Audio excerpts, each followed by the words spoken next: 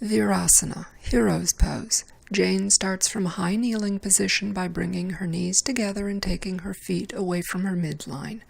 Then she sits down and places her hands on her thighs. As we look at Jane's pose, we can see one foot turned in while the other turned out. Her knees spread apart. She's sitting on one foot, throwing her hips off balance and shortening one side. It looks as if she's sitting toward her sacrum, causing her back to bow and collapse her chest. She's clasped her hands and placed them on her right thigh, throwing her head and shoulders off center. Let's have her come up and try again. This time Jane takes her feet apart evenly, wide enough to get her hips between them.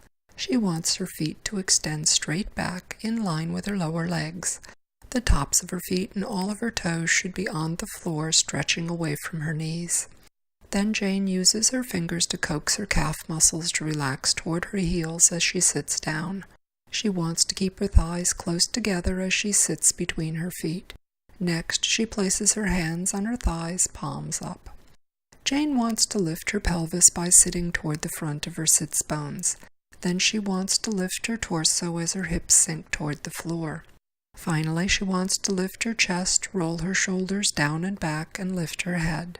To exit, Jane lifts her hips, crosses her ankles, and sits back. She then extends her legs in Dandasana. Let's watch Jane's skeleton in Virasana. As we look at her initial pose, we can see how her knees have twisted and her hips are uneven.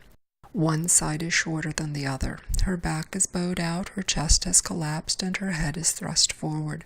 She doesn't look comfortable. Let's have Jane come back to a high kneeling position and try again. This time she stretches her shins back through her middle toe as she separates her feet. She works to keep the tops of her feet and toes flat on the floor.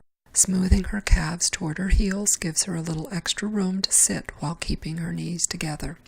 Jane wants to sit toward the front of her sits bones and lift her torso as she places her hands on her thighs.